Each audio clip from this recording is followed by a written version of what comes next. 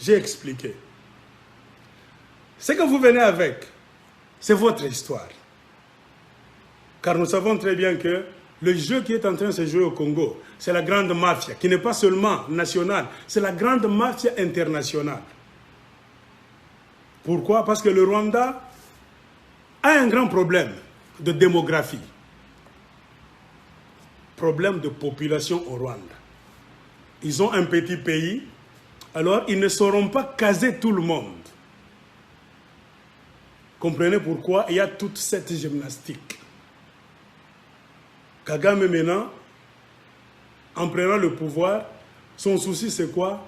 C'est de chasser certaines personnes, donc les déverser dans d'autres pays. Et comme les autres pays sont organisés, la Tanzanie, les autres là sont en sécurité.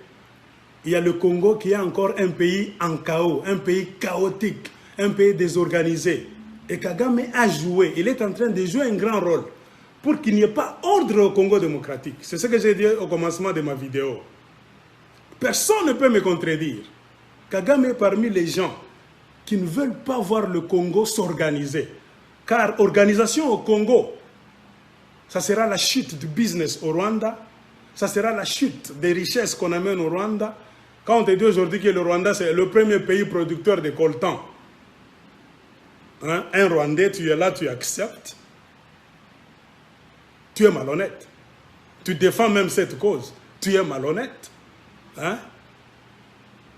Même les gens qui vont acheter là-bas, or ils savent très bien qu'on n'a jamais produit du coltan au Rwanda. Mais quand vous faites, le Rwanda devient premier producteur du coltan. Ça, ce n'est qu'un seul exemple pour vous dire que c'est la grande magouille. Nima Bongo.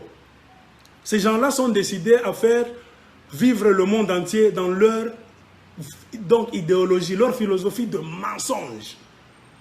Car je vous ai dit dans mes vidéos précédentes, attention, il y a ce qu'on appelle en politique, donc, la fabrication de postulats. Postulats, c'est quoi? Ce sont des déclarations. Les politiciens sont des experts en fabrication de postulats, donc création des idées, des déclarations. Et ils savent qu'une déclaration fabriquée et une déclaration répétée plusieurs fois finira par être acceptée comme une vérité, bien que c'est un mensonge. C'est ce qu'on fait en politique. On peut venir avec l'expression les Tutsis congolais, les Tutsis congolais, les Tutsis congolais. CNN en parle, BBC en parle, tout ça. Ce sont les grandes chaînes de télévision du monde. Car les Noirs en Afrique, ils croient dans tout ce que les Blancs disent. Ils leur donnent comme information. Et vous allez aussi ramasser cette expression. Les Tutsis congolais existent. Ou les Banyamulenge existent. Or, en réalité, ils n'existent pas. Ce qui est vrai que c'est dans l'histoire. Les Tutsis sont au Rwanda et au Burundi. Mais il y a eu des guerres. Nous reconnaissons ça. Dans les années 1800, tout ça, il y a eu des guerres. Car les Tutsis, c'est qui d'abord?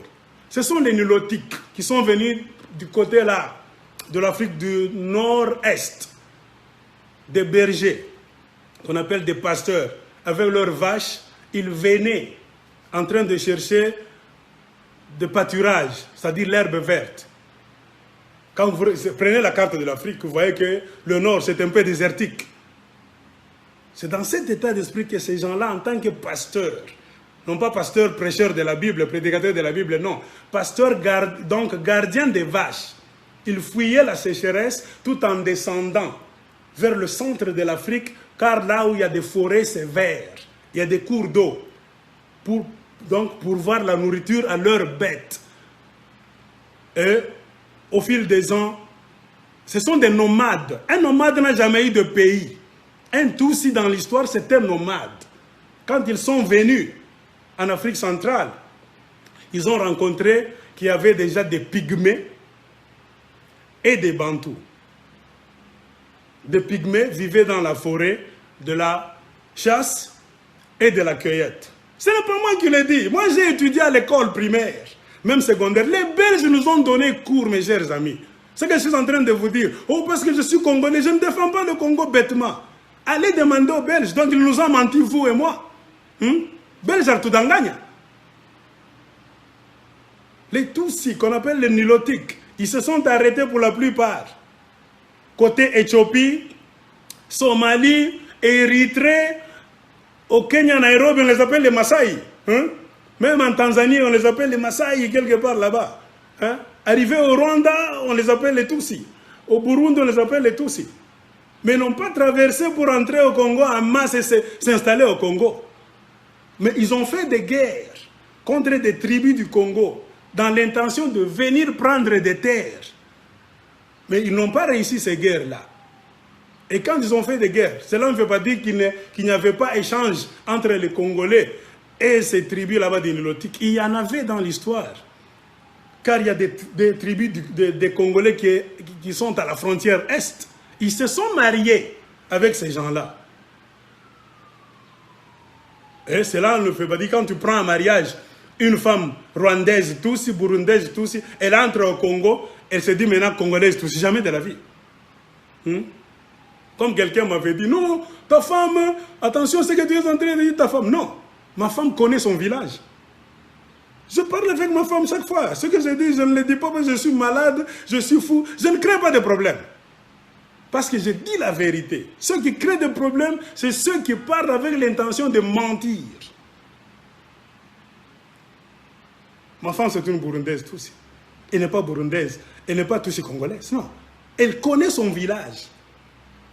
Elle sait d'où elle est venue. Contrairement à Banyamulenge. Les Banyamulenge ne savent plus d'où ils sont venus. Ou bien ils le savent, mais ils font semblant. Ils sont venus du Rwanda.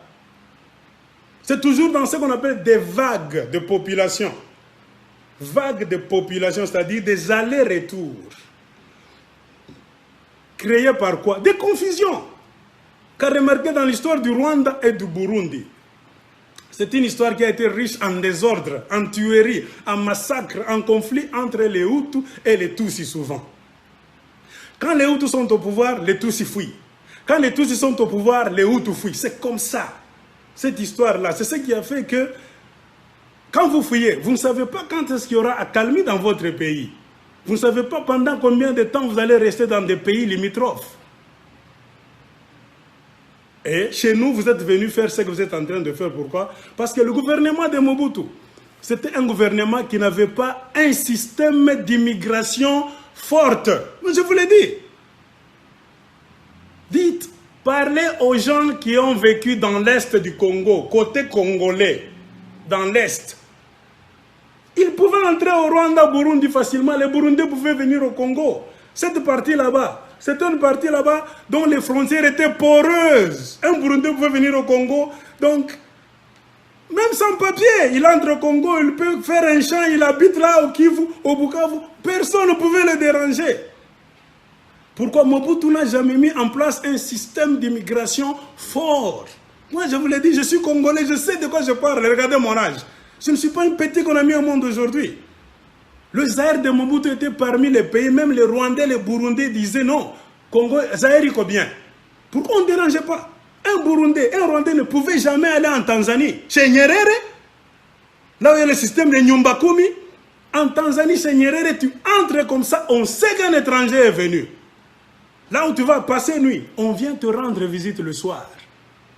Par le chef de Nyumbakumi, il y a le chef des rues qui va rapporter, au chef des quartiers qui va rapporter, je ne sais pas, au maire de la ville, on va demander tes papiers. Hein?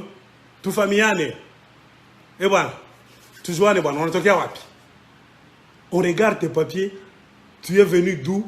Tu es venu faire quoi en Tanzanie? Et ton visa va finir quand? Et tu vas rentrer quand? C'est ça la Tanzanie. Mais chez nous, aux aires de Mobutu, il n'y avait pas ce système. Et c'est ce qui est venu encore encourager cette immigration illégale, mensongère, magouiste. C'est le système de CPGL.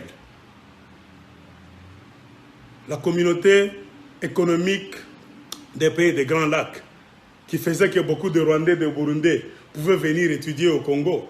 On a eu beaucoup de Rwandais et de Burundais à l'université de Lubumbashi, même de Kinshasa, qui payaient les frais. Qui payaient les frais de Minerval au même titre que les Congolais.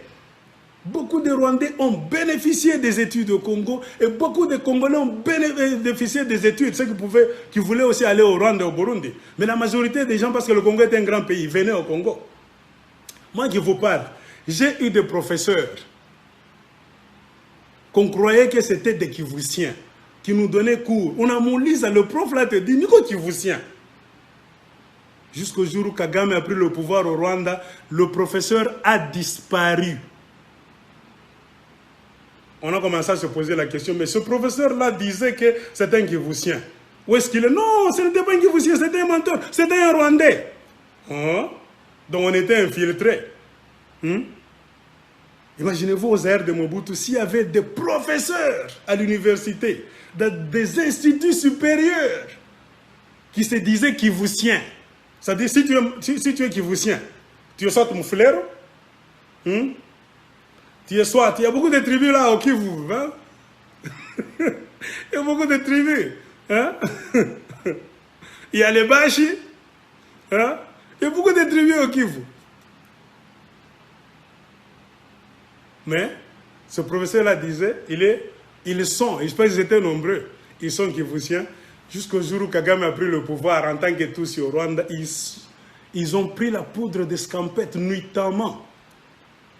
Je peux vous donner l'exemple de 2 professeurs pour que vous ne puissiez pas dire que ce que je suis en train de vous dire, c'est une sorte de mythologie. On avait un professeur qu'on appelait Lumbashi Munyampirwa. Demandez où est-ce qu'il est aujourd'hui. Il y avait un autre qu'on appelait Ngezahayo. Il m'a donné cours, moi. Il était très fort en gestion, gestion des entreprises, tout ça, mathématiques, calcul. Quand Kagame a pris le pouvoir, il est parmi les soi-disant professeurs kivusiens, disparus dans la nature. On les a vus dans le gouvernement de Kagame, travailler au Rwanda. Comment un Congolais qui donnait cours à l'université, qui se disait kivusien, brusquement après la prise de pouvoir par Kagame, il se retrouve au Rwanda en tant que Rwandais tous. Oh! Donc nous étions infiltrés depuis longtemps, sans le savoir, avec le système de CPGL. Ça a aidé beaucoup de gens à venir étudier au Congo, donc infiltrer nos institutions. Pourquoi? Parce qu'au Congo, il y avait beaucoup à gagner, il y avait trop de richesses, plus que dans les 2 autres pays, Rwanda et Burundi. Donc mes chers amis, c'est comme ça. Si vous voulez créer donc le vocable de tous ces Congolais, alors que diront les Hutus? Puisque dans votre histoire, il n'y a pas seulement les Tutsis qui ont fui, soit le Rwanda, soit le Burundi, pour devenir réfugiés au Congo. Il y a eu aussi les Hutus qui ont fui les massacres. Les Hutus, soit Rwandais, soit Burundais, qui ont fui pour se retrouver au Congo en tant que réfugiés de génération en génération. Je connais même des Congolais, je connais même des Burundais Hutus qui m'ont dit ici aux États-Unis qu'ils ont longuement vécu au Congo. Ils étaient nés au Congo, ils ont mis au monde au Congo car leur papa était venu au Congo, donc depuis longtemps. Dans les années 60 et 70. Et ces Hutus-là vont aussi nous dire que ce sont les Hutus congolais. Hein? Vous dites, il y a des Tutsis congolais. Vous voulez nous faire gober ça de force? Alors qu'on accepte aussi que les Hutus rwandais ou bien burundais sont des Hutus congolais. Ou bien demain, ils vont aussi se proclamer Hutus congolais. On va leur chercher le nom d'une colline là-bas, comme Mulenge. On va aussi leur donner le nom d'une colline ou bien d'une montagne au Congo. Mes chers amis, soyons sérieux. Soyons sérieux. Je me souviens d'une phrase qu'on nous donnait pendant les examens d'État au Congo démocratique. On donnait l'exemple que le Zaïre est un pays hospitalier. Cette phrase revenait chaque fois. Beaucoup d'entre nous ne savions pas ce que cela signifiait. C'est aujourd'hui que nous connaissons le vrai sens de cette phrase. Le Zaïre est un pays hospitalier. C'est notre hospitalité aujourd'hui si vous regardez. notre hospitalité à outrance qui est en train de nous créer des problèmes aujourd'hui. C'est-à-dire nous avons ouvert nos frontières en désordre depuis le temps de Mobutu. Nous n'avons pas inquiété les étrangers. Nous étions parmi, donc, si pas le seul pays en Afrique, demandé, là où un Sénégalais, un Malien, un Rwandais, un Burundais, un Tanzanien pouvaient venir sans papier, traverser la frontière facilement, monter un business là-bas bizarre, gagner sa vie, se marier même, voyager et fuir, même avec beaucoup d'argent. Le seul pays.